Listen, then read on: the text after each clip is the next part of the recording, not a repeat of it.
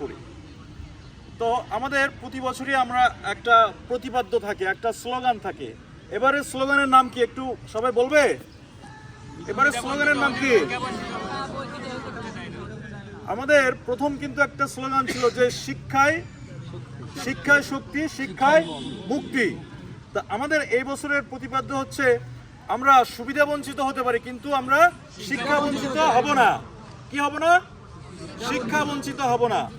আমরা প্রয়োজনে কি করব? আমরা প্রয়োজনে দরকার হয় একবেলা ভাত কম খাবো, তবু আমরা ওই পরিবারে আমরা শিক্ষা অর্জন করব। আমরা দরকার হয় ঈদে ভালো পাঞ্জাবি কিনবো না, তবু আমরা শিক্ষার দিকে আমরা এগিয়ে যাব। তার কারণ শিক্ষাই আমাদের মুক্তির পথ করে দেবে। আমরা দরকার হয় প্রত্যেকেই দরকার হয় আমার পরিবারের প্রতি আমরা চাপ দেব, তার কারণ শিক্ষা আমাদেরকে সফলতা দেয়। এর তো কোনো আমাদের সন্দেহ নাই, আছে? শিক্ষা আমাদেরকে মুক্তি দেয় আমাদের অর্থনৈতিক মুক্তি এবং হচ্ছে সামাজিক মুক্তি এবং হচ্ছে যে সম্মানের মুক্তি দেয়। একটু এই ইফতার আসিফ একটু স্টপ। তো আমরা আমাদের গ্রাম, আমরা হচ্ছে যে আমাদের যে পারাসলাই গ্রাম, আমাদের গ্রামটাই তো একটা গরিব গ্রাম। সেখানে আমরা তো প্রত্যেকেই, কারো তো আসলে 100 বিঘা সম্পত্তির মালিক নাই, আছে? না। কারো তো হচ্ছে 20 বিঘা জমি নাই, আছে? নাই। যে তুমি হচ্ছে যে তোমার বাবা তো স্যামসাং কোম্পানির মালিক না, যে তোমার বাবা মারা গেলে তুমি ওই কোম্পানির হাল ধরবা, এমন কি আছে? নাই। সুতরাং আমাদের সম্পদ নাই, কিন্তু আমাদের প্রত্যেকের আছে মেধা। এই মেধা দিয়ে আমাদেরকে এগিয়ে যেতে হবে। এখন বলবে যে আসলে মেধা কি আসলে সবাই মেধাবী?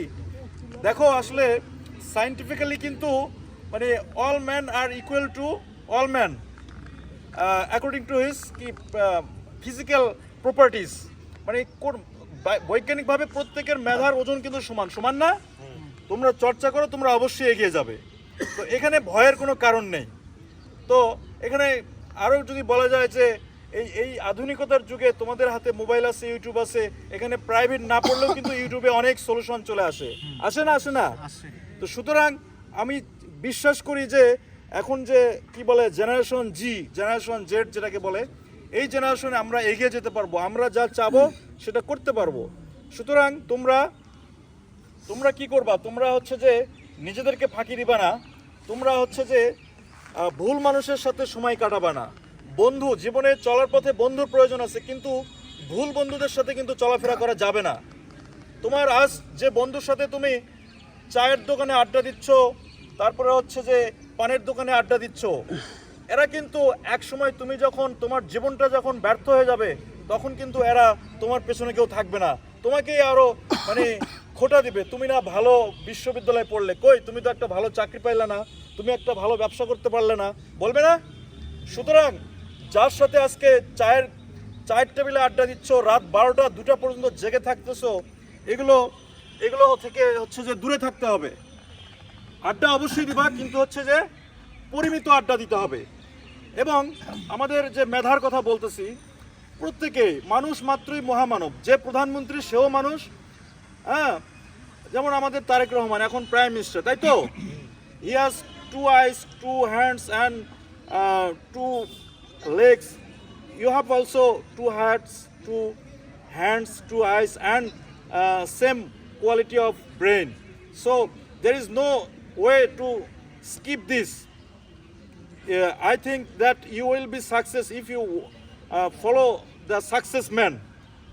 তো আমাদের যে আমরা বিশ্বাস করি যে মেধাবী হওয়া ব্যাপার না, তার কারণ যারা হচ্ছে যে বিল গেটস কিন্তু আবার বেশি লেখাপড়া করেনি, কিন্তু তাই বলে যে সফল হয়নি তা তো না। এখন তোমার টাইমটাকে তোমার ফলো করতে হবে, তুমি কবে সাকসেস হবা। Time and tide wait for none, তাই তো? সময় এবং নদীর স্রোত কিন্তু কখনো অপেক্ষা করে না। তো সুতরাং আমি বিশ্বাস করি, এই যে দেখো, এই যে কচিকাঁচা যে আমাদের যে তরুণ যে প্রজন্ম, এরা সব পারে। এরা চাইলে সরকার ফেলাতে পারে, এরা চাইলে মেম্বার নির্বাচিত করতে পারে, এরা চাইলে হচ্ছে ইউনিয়ন পরিষদের নেতা নির্বাচিত করতে পারে, এরা সব পারে। তো সুতরাং এরা কিন্তু পারবে নিজেকে চেঞ্জ করতে এবং তার পরিবারকে চেঞ্জ করতে এবং তারা পুরো কমিউনিটিকে চেঞ্জ করতে, পুরো গ্রামকে চেঞ্জ করতে এবং একটা সমাজ ব্যবস্থাকে চেঞ্জ করতে। আমি এটা বিশ্বাস করি। দেখো, মনে করো যে যারা লেখাপড়া করতেছো, এরা কিন্তু